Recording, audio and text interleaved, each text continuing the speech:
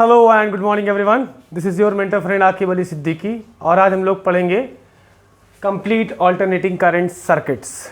ये चैप्टर का नोट्स आप लोग मेरे वीडियो लेक्चर से बना सकते हो और इसका जस्ट पहले वाला लेक्चर में alternating currents in one shot था, मतलब एक बार में पूरे ऑल्टरनेटिंग करंट्स को हमने कंप्लीट किया था। उसके बाद आज के लेक्चर में हम लोग कंप्लीट करेंगे ऑल्टरनेटिंग करंट्स के ऑब्जेक्टिव क्वेश्चंस, जो कि आने वाले नवंबर, मोस्ट प्रोबेबली नवंबर में जो एग्जाम होने वाले हैं आईसीएसई और सीबीएसई के, उसमें उसके क्वेश्चंस बहुत ही ज़्यादा इंपॉर्टेंट है आने के लिए। ये सिलेबस में है ही है, ठीक है। तो चलिए स्टार्ट करते हैं ऑल्टरनेटिंग करंट्स के बारे में। तो सबसे पहली बात ऑल्टरनेटिंग करंट्स की जो आती है that is by directional current होता है। ये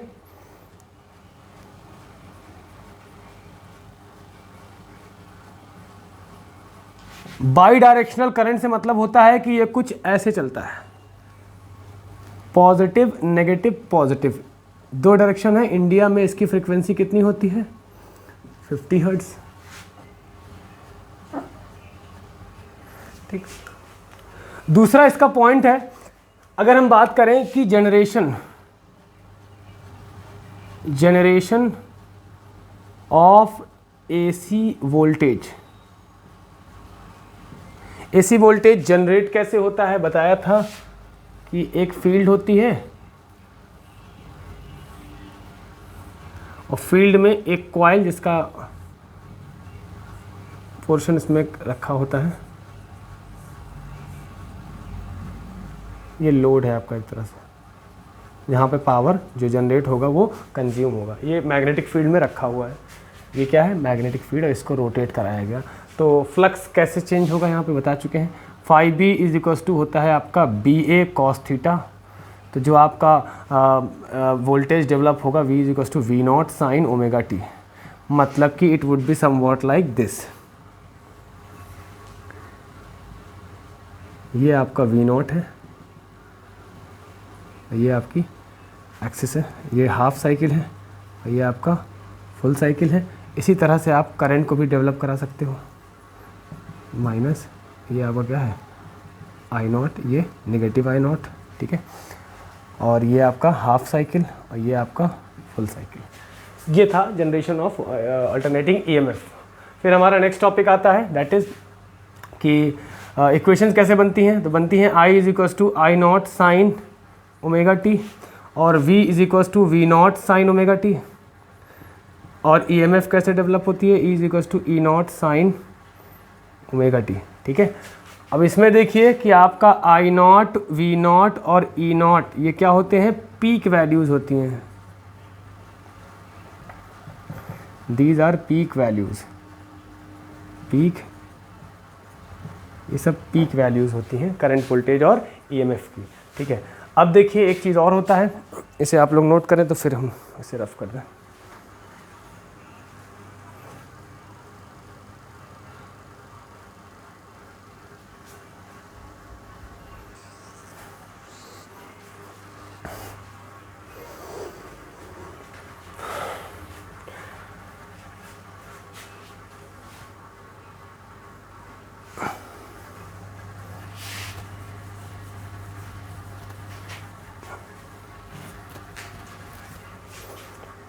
और दो चीज़ें क्या थी?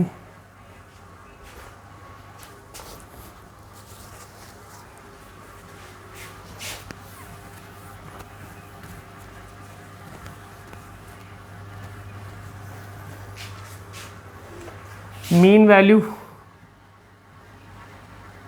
क्या था? हाफ साइकिल लेते हैं इंटीग्रेशन के लिए और ज़ीरो से लेके टी हाफ तक जाते हैं और आई डी टी कर देते हैं। तो आई मीन हमारा कितना आता है? 0.637 टाइम्स ऑफ आई नॉट, मतलब पीक वैल्यू का 0.637, या कहें कि 63.7% ऑफ आई नॉट। इसी तरह से हमारा वी मीन कितना आएगा? 0.637 टाइम्स ऑफ वी नॉट। इसी तरह से हमारा ई मीन कितना आएगा? 0.637 टाइम्स ऑफ ई नॉट, ठीक है। फिर हमारी नेक्स्ट बात होती है किस चीज़ की? नेक्स्ट बात होती है, इसे रफ करें पहले।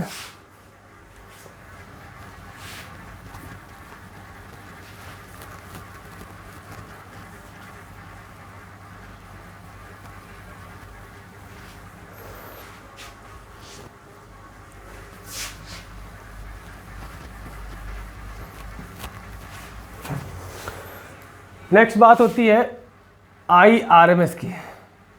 इसके लिए क्या करते हैं, कंप्लीट साइकिल लेते हैं और 0 से लेकर t तक जाते हैं और ये करते हैं I² dt, ठीक है। और यहाँ पे लिखते हैं IRMS का स्क्वायर। तो IRMS यहाँ से आपको जो मिलता है दैट इज़ अंडर रूट में 1/t 0 से लेकर t तक I² dt। रूट के अंदर ये सब पूरा इंटीग्रेट करने के बाद इसमें रूट लगा के जो आती है value, that value is equal to IRMS is equal to I0/√2, मतलब 1/√2 टाइम्स द पीक वैल्यू। इसी तरह से VRMS निकाल सकते हैं, क्या होता है V0/√2, और इसी तरह से हम लोग ERMS निकाल सकते हैं, ये होगा आपका E0/√2, ठीक है। एक क्वेश्चन और बनता है बहुत इंपॉर्टेंट कि 220 volt AC is more dangerous 220 volt DC, ठीक। वजह क्या होती है कि 220 वोल्ट एक्चुअली √2 टाइम्स 220 वोल्ट होता है, तो कितना होता है 311.11 volt. That is the reason why this value is obtained.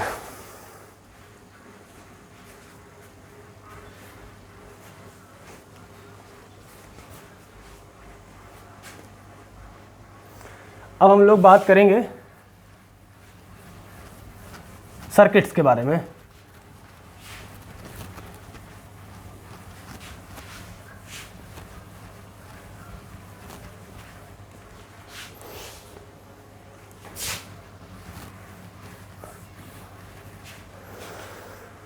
Circuits के बारे में जब बात करेंगे, पहला है R circuit, pure R circuit. R circuit में क्या होगा कि ये हमारे पास एक ऐसा अरेंजमेंट होगा, रेजिस्टर लगा होगा और इसमें क्या होगा V = V0 sin ω/t लगा होगा, ठीक है। This is a symbol for alternating current, और ये होगा तो वोल्टेज अक्रॉस रेजिस्टर कितना आएगा IR, ठीक। यहाँ पे current end voltage will be in same phase, और इनका ग्राफ ऐसे बनेगा। ये मान लीजिए वोल्टेज का है, ये आपका करंट का है, करंट का है, और ये सेम फेज में होंगे, मतलब ये V0 है और ये आपका मान लीजिए I0 है, तो ये क्या होगा ω/t, ठीक। फिर हमारा नेक्स्ट आता है प्योरली L सर्किट। इसके बारे में हम लोग बात करेंगे कैसे। ये एक इंडक्टर है,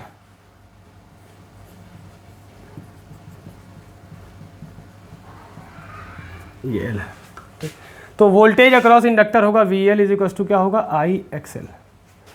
L छोटा सा है, सफिक्स टाइप का, IXL। XL आपका क्या है, इंडक्टिव रिएक्टेंस, एक तरह से ये resistance offered by the inductor to the flow of current. तो XL बराबर जो होता है वो होता है ω/L, ओमेगा की वैल्यू होती है 2πfL, तो ये आपको XL की वैल्यू मिल गई, ठीक है। इसे रफ करें तो फिर हम लोग आगे बढ़ते हैं।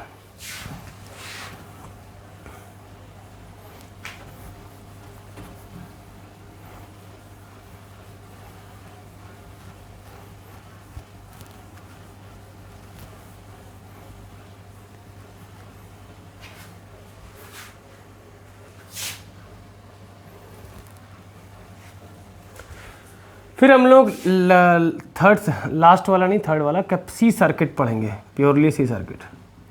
अच्छा, इंडक्टेंस में क्या करना है कि यहाँ पे क्या होता है, current lags voltage by π/2 radians, ठीक। वोल्टेज से पीछे चलता है करंट, ठीक है। तो इनका पहले हम फेजर डायग्राम बना लें। इनका फेजर डायग्राम कैसे बनेगा, या तो ग्राफ बना देते हैं। ये आपका V है और ये आपका I है, ये π/2। देखिए v अपने पीक पे पहुंच चुका है, ये अभी 0 पे ही है, ये क्या होगा पाई, ये ऐसे ही कंटिन्यू हो जाएगा। और इनका फेजर डायग्राम कैसे बनेगा, कुछ ऐसा, ये आपका v0 और ये आपका I0,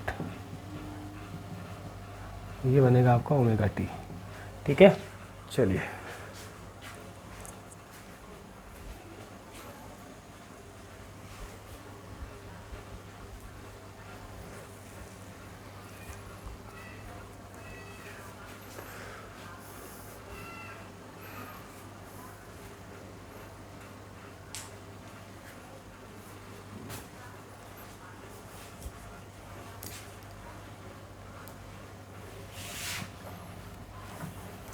अब हम लोग बात करेंगे सी सर्किट की।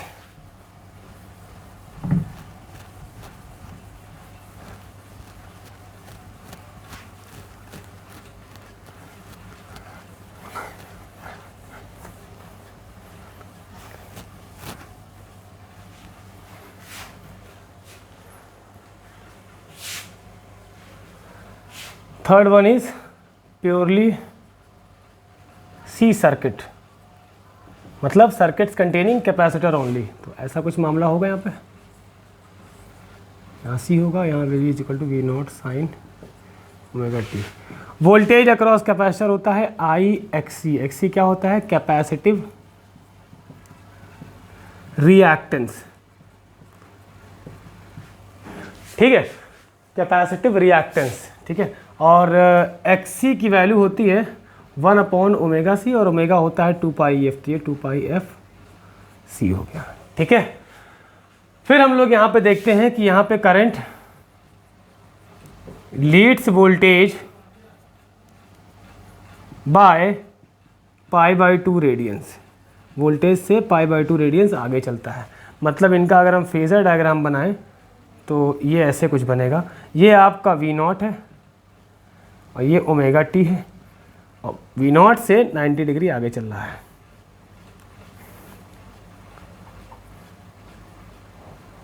ठीक, ये आपका I है। ठीक है, तो ये देख लीजिए आप, ये दोनों के बीच का एंगल कितना है, 90 डिग्री। ठीक, इसे आप लोग नोट करें तो फिर हम लोग आगे बढ़ते हैं।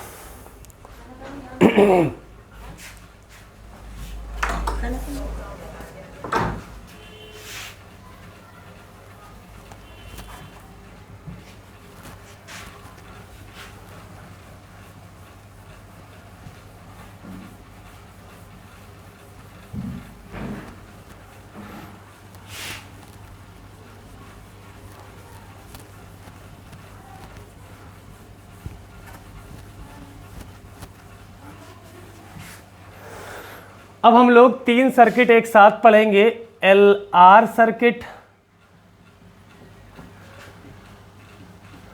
LC सर्किट और LCR सर्किट। ये सब क्या होंगे, ऑल आर सीरीज। ठीक, सबसे मोस्ट इंपॉर्टेंट हम लोग बनाएंगे इम्पीडेंस ट्रायंगल।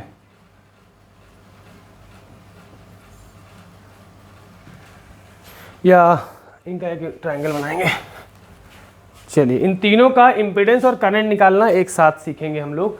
तो ये हमने एक डायग्राम बनाया, याद रखिएगा, अगर सर्किट में रेजिस्टर LR नहीं CR लिख दो यहाँ पर, CR, LC नहीं CR।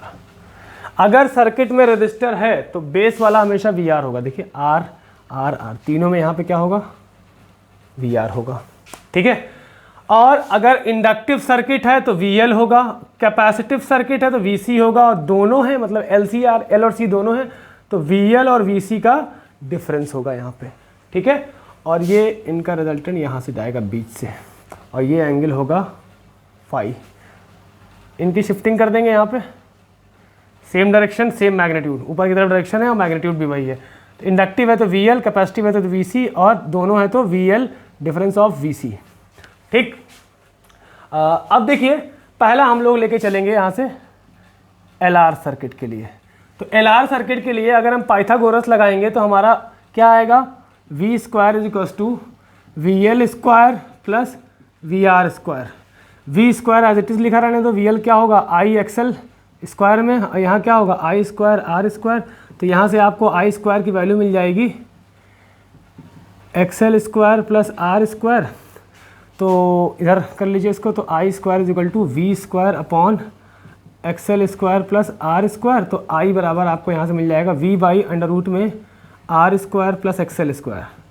तो R square plus XL square रखो या XL square plus R square रखो, ये क्या है फॉर एक्सएल या कहें फॉर एलआर सर्किट, ये एलआर के लिए हो गया।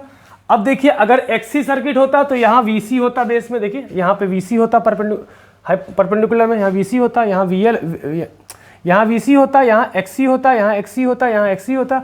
अच्छा यहाँ पे हमें एक चीज़ और देखनी है कि कंपेयरिंग, मैं लिख देता हूँ आई इज इक्वल टू, एक और फॉर्मूला बनेगा आपका उसके लिए आर सी के लिए, सी आर के लिए, आर स्क्वायर प्लस यहाँ क्या हो जाएगा एक्स सी स्क्वायर, ठीक है। और एल सी आर के लिए मैंने क्या बताया, ये क्या है for C R circuit, for L C R के लिए क्या होता भाई परपेंडिकुलर में V L minus V C, V R तो कॉमन लेते तो हमारा जो आई बनता वो बनता वी बाई अंडर रूट में R square plus XL difference of X C का होल स्क्वायर। अब तीनों को एक साथ कंपेयर करना है, कंपेयरिंग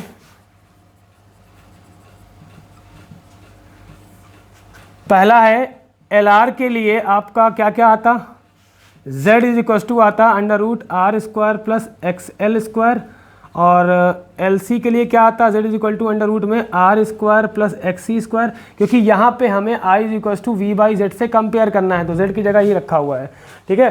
और एल सी आर के लिए हमारा जो z आता वो आता अंडर रूट में R square plus XL difference of X C का होल स्क्वायर, ठीक है।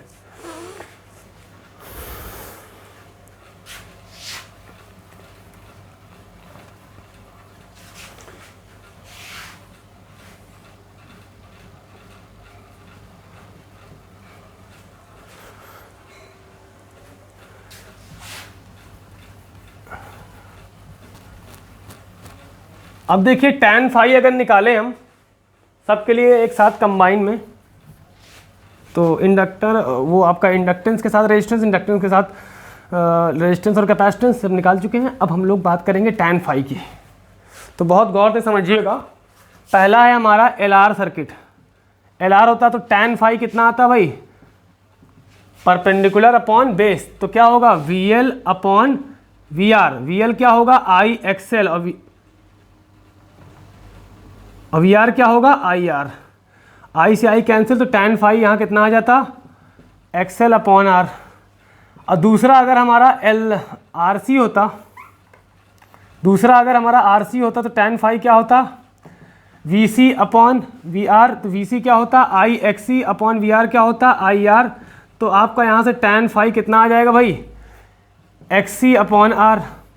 फिर बात करते हैं अगर तीनों होते तो tan phi L C R क्या बनेगा, इसके एल सी आर के लिए क्या बनेगा, एल सी आर के लिए tan फाई बनेगा आपका V L minus V C, मतलब V L difference of V C upon V R, तो V L difference of V C क्या होता I X L minus difference I X C upon I R, I से अभी ना काटिए तो आपको आई से आई कैंसिल हो जाता, तो यहाँ पे tan फाई हमको क्या मिलता XL difference of X C upon R, ठीक है। इतना नोट करें आप लोग।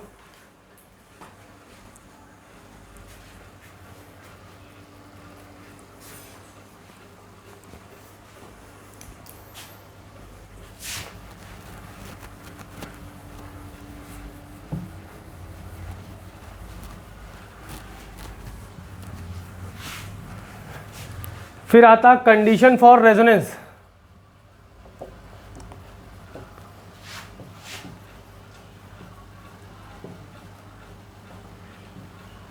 यहाँ एक्सएल बराबर क्या आता है एक्स सी, तो एक्सएल क्या होता है ओमेगा एल, एक्स सी क्या होता है 1 अपॉन ओमेगा सी, ओमेगा इधर जाएगा सी नीचे एल नीचे आएगा, तो omega square is equal to 1 upon L C, तो omega is equal to 1 upon under root L C, तो ओमेगा बराबर क्या होता है 2 पाई एफ, तो 2 पाई एफ और छोटा सा आर लगा दो ताकि पता चले कि ये रेजोनेटिंग फ्रिक्वेंसी है, अंडर रूट एल सी। तो आपका यहाँ पे एफ आर कितना आ जाएगा 1/2 pi under root L C. ठीक, फिर हम लोग बात करेंगे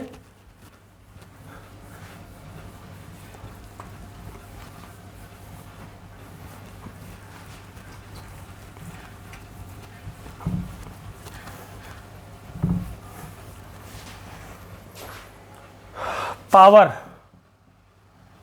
इन एसी सर्किट। एसी सर्किट तो P इज इक्वल टू होता है VRMS IRMS cos phi.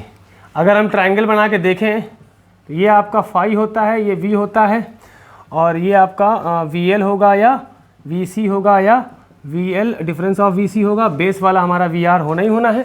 cos phi निकाल सकते हो आप। cos फाई यहाँ से क्या होगा आप खुद देखो, V बाई VR। ठीक है, तो cos phi V is equal to क्या होगा आई जेड, क्योंकि I इज इक्वल टू हमने पढ़ा था V बाई जेड, तो यहाँ से V इज इक्वल टू कितना आएगा आई जेड। तो V की जगह रखेंगे आई जेड, VR क्या होगा आई आर, सॉरी